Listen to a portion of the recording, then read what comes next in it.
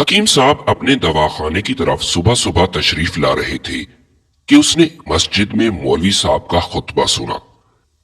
یہ خطبہ حکیم صاحب کے لیے توجہ کا مرکز بن گیا اور وہ ادھر ہی خطبہ سننے لگے۔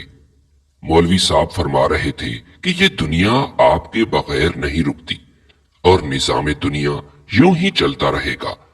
اگر آپ گھر کے سربراہ ہیں اور سمجھتے ہیں کہ آپ ہی گھر کا نظام چلا رہے ہیں تو پھر آپ کم عقل ہیں۔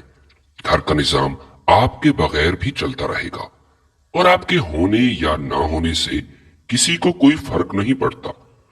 حکیم صاحب نے ہاتھ بلند کیا اور کہنے لگا، مولانا صاحب، آپ کی باقی باتیں تو ٹھیک ہیں، لیکن یہ تو بڑی عجیب بات کی آپ نے۔ میں صبح سے لے کر شام تک دواخانے میں کام کرتا ہوں، محنت کر کے خون پسینہ بہاتا ہوں، تبھی ہی گھر کا نظام چلتا ہے۔ اگر میں چپ چاپ گھر میں بیٹھ جاؤں تو فاقوں کی نوبت آ جائے گی۔ مولوی صاحب نے فرمایا، بھائی جان، میں نے ٹھیک بات کی ہے، آپ چاہیں تو آزما لیں۔ حکیم نے کہا، ٹھیک ہے، پھر آج سے دواخانہ بند کرتا ہوں اور میں بھی دیکھتا ہوں کہ گھر کا نظام میرے بغیر کیسے چلتا ہے۔ یہ کہتے ہوئے حکیم صاحب نے اپنا ضروری سامان پیک کیا اور گھر والوں کو بغیر بتائے 6 مہینے کے لیے ایک تبلیغی جماعت کے ساتھ چل پڑے۔ حکیم کے گھر والے خصوصاً اس کی بیوی بہت پریشان ہوئی۔ اس نے حکیم کی گمشدگی کا اخبار میں اشتہار دیا، مگر حکیم کا کچھ پتہ نہ چل سکا۔ صرف مولوی صاحب ہی اس حقیقت سے آگاہ تھے کہ حکیم صاحب تبلیغی جماعت کے ساتھ دور دراز علاقے میں گئے ہیں۔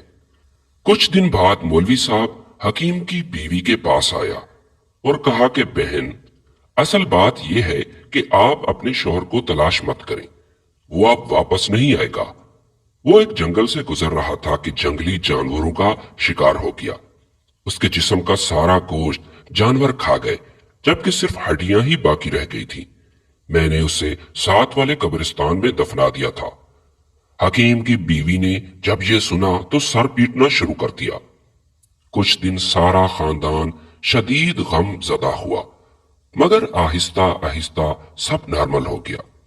گاؤں کے لوگوں نے حکیم کی بیوی پر ترس کھایا اور سب نے مل کر اس کی مالی امداد کی۔ چودھری صاحب نے اسے بیوہ اور لاوارث سمجھتے ہوئے ان کے بچوں کے نام کچھ زمین الاٹ کروائی تاکہ آنے والے وقت میں بچے مشکلات کا شکار نہ ہوں۔ سب نے مل کر پیسہ اکٹھا کیا اور حکیم کی نوجوان بیٹی کا رشتہ طے کیا۔ حکیم کا بیٹا پڑھائی میں بہت اچھا تھا تو ایک کالج کے پرنسپل نے اس کی مکمل پڑھائی کی ذمہ داری اٹھائی اور ماہانہ وظیفہ بھی منظور کیا۔ وہ پہلے سے زیادہ خوشحال ہو گئے تھے۔ 6 ماہ بعد حکیم گھر واپس آیا اور اپنے دروازے پر دستک دی۔ اس کی بیوی نے دروازہ کھولا اور پھر فوراً بند کر دیا۔ وہ اسے بھوت سمجھ رہی تھی، اس لیے بہت خوفزدہ تھی۔ حکیم نے اپنی بیوی کو یقین دلایا، لیکن وہ نہ مانی اور گھر کا دروازہ نہ کھولا۔ آخر کار حکیم مولوی صاحب کو گواہ کے طور پر اپنے ساتھ لایا۔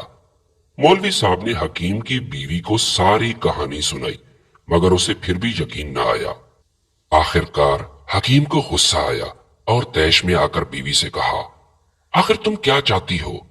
نکاح نامہ اور شناختی کارڈ دیکھنے کے بعد بھی تم مجھے جھٹلا رہی ہو۔ بیوی نے حکیم سے کہا کہ آخر آپ واپس آ ہی کیوں گئے؟ آپ کے جانے کے بعد ہمارے دن ہی بدل گئے تھے۔ آپ کی موجودگی میں تو ہمیں یہ آسائشیں میسر نہیں تھی جو اب ہیں۔ آپ کا بیٹا ایک اچھے ادارے میں تعلیم حاصل کر رہا ہے، بیٹی کا ایک اچھے خاندان میں رشتہ طے ہو گیا ہے۔ آپ نے واپس آ کر ہماری زندگی کے رنگ میں بھنگ ڈال دیا ہے۔ حکیم نے مایوسی کی حالت میں ساتھ کھڑے مولوی صاحب کی طرف دیکھا۔ مولوی صاحب نے مسکراتے ہوئے حکیم سے کہا، میں نہ کہتا تھا یہ دنیا ہے، آپ کے ہونے یا نہ ہونے سے کسی کو کوئی فرق نہیں پڑتا۔ آخر کار حکیم عدالت میں جا پہنچا اور اپنی ہی بیوی کے خلاف عدالت میں مقدمہ درج کر دیا۔ جج نے بھی حکیم کی بہت کلاس لی اور کہا کہ آخر تم نے ایسا خطرناک تجربہ کیا ہی کیوں تھا؟ اب گھر والے تجھ سے بیزار ہو چکے ہیں۔ آخر کار سب سے مایوس ہو کر وہ اپنے ہی گھر کے دروازے پر فقیروں کی طرح بیٹھ گیا۔ بیوی کو اس کی حالت پر ترس آیا اور اسے اپنے گھر میں جگہ ملی۔ یہ ہے اس کا غرور کہ اس کے بنا گھر کا نظام نہیں چل سکتا۔ یہ خاک میں مل گیا اس کا غرور۔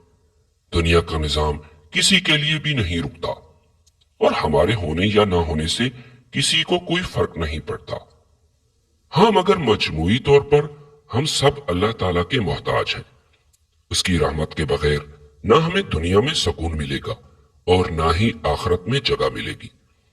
اللہ تعالیٰ سے جب بھی مانگیں تو اس کی رحمت مانگیں، کیونکہ ہم لوگ اپنے پروردگار کے عدل کے لائق نہیں ہیں۔